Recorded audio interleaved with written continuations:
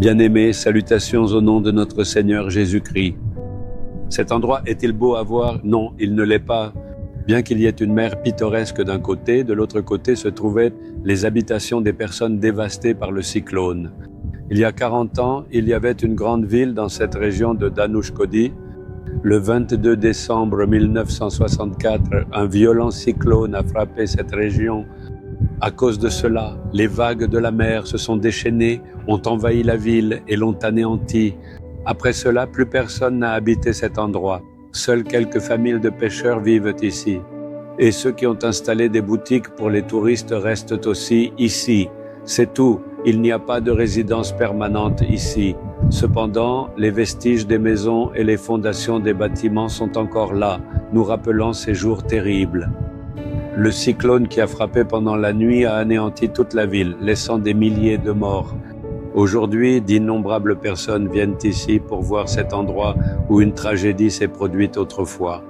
Peut-être que vous êtes dans l'angoisse à cause d'un cyclone qui souffle ou d'une chose terrifiante dans votre vie. Le Seigneur vous adresse une parole tirée d'Ésaïe, chapitre 54, verset 14. Tu seras affermi par la justice, banni l'inquiétude. Le Seigneur dit, je ne te laisserai pas être opprimé, mais je te préserverai de cela. Tu seras loin de l'oppression, ainsi te dit le Seigneur. Je traverse beaucoup d'oppression. Ils m'oppriment sévèrement sur mon lieu de travail. Dans mon quartier, les gens disent des choses injustes sur moi et m'oppriment. Mes enfants sont opprimés, comme cela un sujet a touché ton cœur. Et souffres-tu à cause de cette oppression? Tu seras loin de l'oppression. Le Seigneur Jésus-Christ te promet que l'oppression ne t'atteindra pas, ne s'approchera pas de toi et ne te fera aucun mal. Mon fils, lâche ma fille, pourquoi as-tu peur? As-tu l'impression qu'un cyclone souffle violemment contre toi? As-tu l'impression que des vagues se déchaînent contre toi? As-tu l'impression qu'un autre tsunami approche? Le Seigneur dit, l'oppression ne t'affectera plus, tu seras loin de l'oppression. Tu ne feras que voir de loin l'oppression passer, le danger passera. Je te tiendrai loin de cela et je te protégerai. C'est ce que dit le Seigneur. Lorsqu'il a été crucifié, des choses cruelles lui ont été infligées.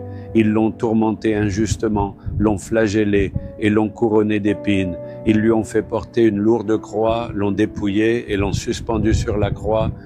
N'est-ce pas une scène cruelle? Ils l'ont accusé injustement, insulté et blessé. Jésus a été opprimé.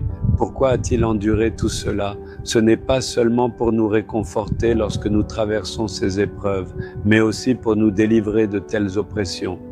Il s'est sacrifié sur la croix pour nous préserver de l'oppression. Il te dit, mon fils, lâche ma fille, tu seras loin de l'oppression.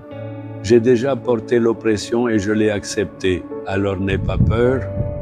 Peut-être es-tu opprimé aujourd'hui, tu traverses peut-être des jours misérables. Le Seigneur te promet, n'aie pas peur, car cela s'éloignera de toi. Dis-le avec foi, Seigneur, je crois en la promesse que tu as donnée. Tu as dit, tu seras loin de l'oppression. Je t'en prie, préserve-moi et garde-moi bien loin de cette lourde oppression étouffante que je subis actuellement.